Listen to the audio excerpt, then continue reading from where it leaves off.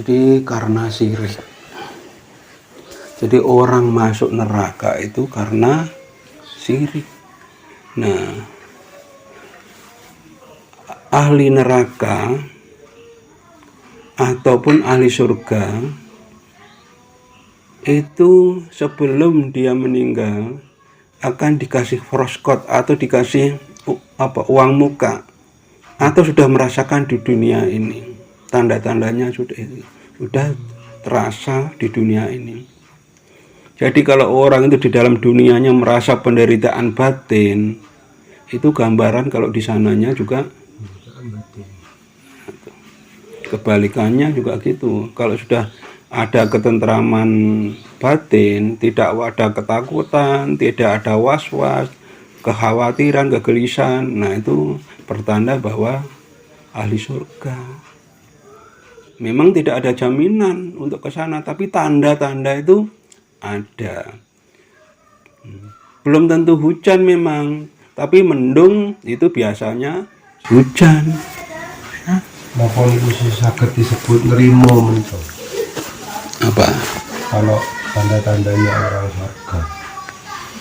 Salah satu upayanya yaitu, jadi salah satu upaya kita untuk mencapai hidayah atau surga, nah itu yaitu nrimo. Apa yang kita alami ini tidak ada yang salah dan tidak ada yang tidak bermanfaat. Dan apa yang kita alami adalah yang terbaik untuk diri kita saat ini. Jadi kalau sudah sesuatu apapun adalah yang terbaik saat ini, nah kita sudah merasa tidak akan khawatir, tidak akan was-was, tidak. Nah, hati kita tenang, bahagia, itu sudah menjadi tanda-tanda untuk ahli surga. Jadi kadang manusia niku rata-rata prosesnya kan gelo niku lek pun manten lamban. Pasti tidak ada kepastian soalnya. Ya memang sulit, tapi kita harus berusaha. Ya. Jadi diaran tawakal, yaitu penyerahan diri secara total. Ya, penyerahan diri secara total. Terus untuk terhindar dari neraka dunia dan neraka akhirat itu sangat sulit. Ya, Mas Rahmat sudah barusan bilang sulit. Kita tidak punya kemampuan sedikit pun untuk itu. Terus bagaimana solusinya? Adalah memohon hidayah. Ya. Jadi solusinya adalah memohon hidayah. Nah, hidayah itu adalah suatu modal untuk kita terhindar dari ahli neraka.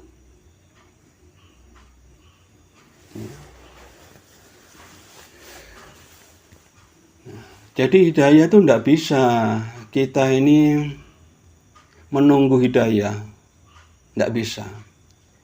Hidayah itu harus kita bertindak. Tidak ada hidayah itu gratis, tidak ada. Di dalam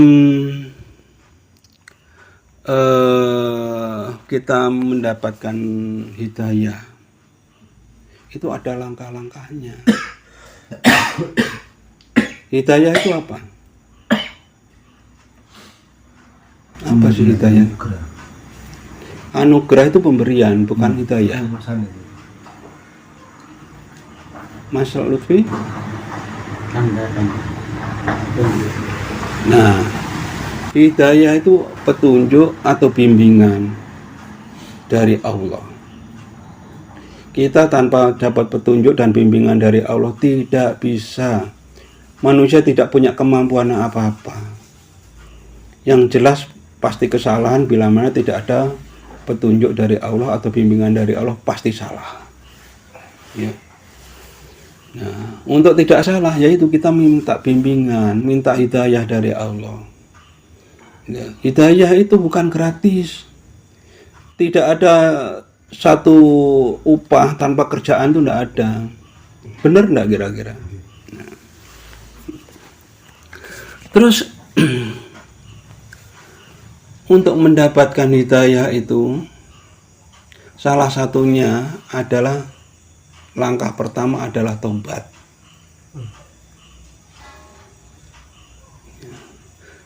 Hidayah, bimbingan atau cahaya ilahi itu tidak akan masuk kepada roh kita, diri kita, bila mana diri kita itu masih kotor, masih gelap. Tidak bisa. Ya. Jadi butuh pertobatan. Dalam arti tobatan nasuha, yang benar-benar tobat, yang artinya tobat tidak akan diulangi kembali, benar-benar tobat. Ya. Nah, dengan pertobatan itu akan membuka takbir atau hijab di dalam diri kita, sehingga cahaya dari ilahi, cahaya Allah itu bisa merasuk di dalam ruh kita. Bukan cuma baca istighfar, bukan secara cuma dohir, secara roh, benar-benar pengakuan tentang kesalahan diri kita. Nah, diri kita pasti salah kalau belum ada petunjuk, belum dapat hidayah, itu pasti salah. Sebaik-baik apapun tetap salah, karena belum ada hidayah atau bimbingan atau petunjuk dari Allah.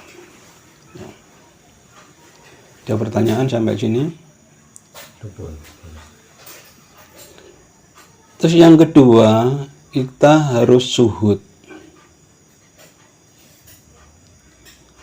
Suhud itu tidak ada keterikatan tentang dunia materi.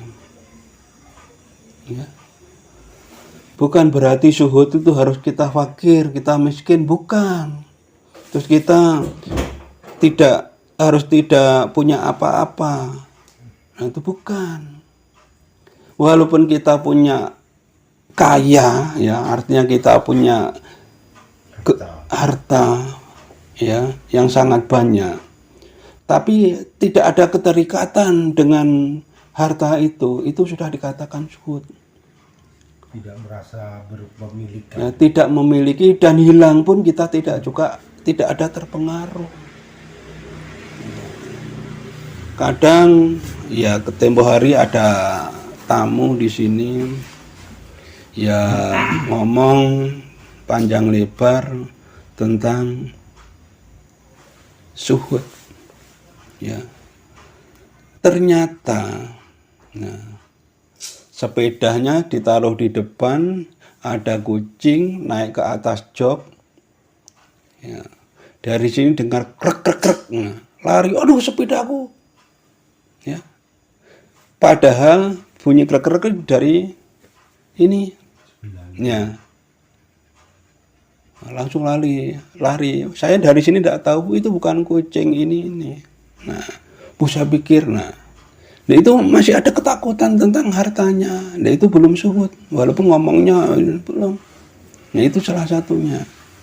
Jadi tidak terikat dengan dunia materi itu artinya materi itu tidak mempengaruhi tentang diri kita. Walaupun kita kaya apapun, miliaran, triliunan pun, tapi tidak ada pengakuan, tidak ada pengaruh di dalam diri kita, ada dan tiadanya benda itu sudah dikatakan suhud. Ya. Walaupun kita miskin umpamanya, kita tidak punya harta apa, tapi di dalam diri kita masih berharap bahwa kita kebutuhan materi itu juga bukan suhud, walaupun tidak punya apa-apa. Walaupun umpamanya air segelas pun tidak punya, tapi dalam angan-angan kepingin ini masih terikat dengan dunia materi, dunia kebendaan, itu tetap belum suhud. Walaupun orang ini hanya mungkin baju yang menempel saja, bukan itu ukurannya. Ya, jadi ukurannya suhud itu bila mana harta itu sudah tidak ada keterikatan dengan batin kita. Bukan dengan raga kita, bukan dengan batin kita. Ya. Walaupun nempel di sini kita umpamanya punya arloji yang harganya miliaran, punya kacamata ratusan juta, punya apa kemewahan-kemewahan itu, tapi tidak mempengaruhi keberadaannya tentang diri kita, itu tetap suhud, karena di situ tidak ada kesombongan, tidak ada kekhawatiran, kecemasan. Materi yang menempel di diri kita itu tidak ada pengaruhnya tentang ada dan tiadanya. Nah, itu sudah suhud. Nah, itu adalah orang-orang seperti itu akan mendapatkan petunjuk oleh Allah, karena sudah tersingkap, tabir hijab itu sudah tersingkap. Ya. Oke.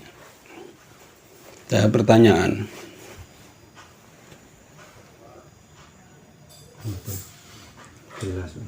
Terus berikutnya adalah warok.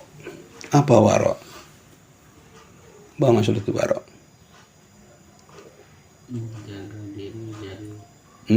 Menjaga diri dari perkara. Iya. Jadi menjaga diri dari perkara yang haram, makruh, dan segala mubah dan segala macam, semuanya dijaga, bukan cuma yang haram saja, termasuk yang halal pun dijaga kehalalannya.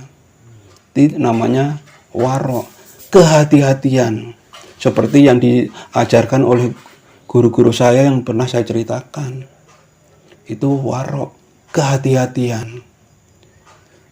Kehati-hatian di sini secara global, kita bisa membedakan antara benar dan salah,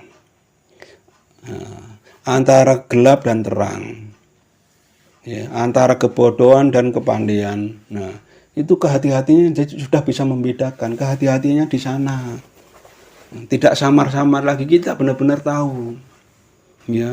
Nah, itu jadi akan mendapatkan petunjuk dari Allah, mendapatkan hidayah kalau kita sudah bisa memilah dengan cara kehati-hatian tadi, ya. Sangat perlu kehati-hatian itu.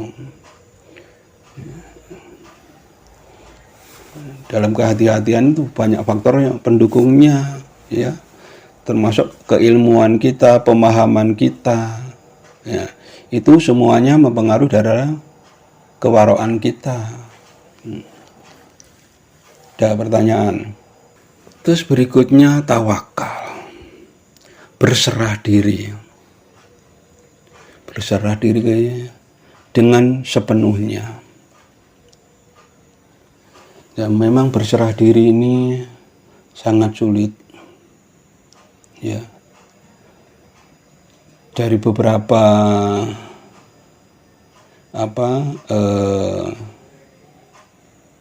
teman atau pengikut, atau untuk saat-saat ini banyak yang mengalami kesusahan, ada yang harus operasi. Di Jakarta juga habis operasi, bahkan kemarin saya terima ada muntah darah segala macam. Nah, ini butuh kepasrahan, butuh kepasrahan total. Nah, karena dengan kepasrahan total itu akan memunculkan hidayah. Hidayah itu juga bisa berupa karomah ataupun keajaiban, ya. Tuh. Nanti saya akan ceritakan, dan nanti setelah ngaji ini saya berharap untuk bisa berdoa bersama untuk saudara-saudara kita yang mengalami musibah, ya. Nah. Jadi tawakal.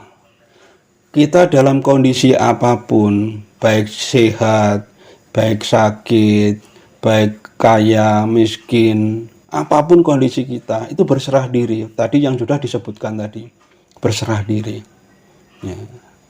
Tanpa berserah diri, masih ada hijab, masih ada kesombongan, keakuan, itu tidak akan dapat hidayah. Ya.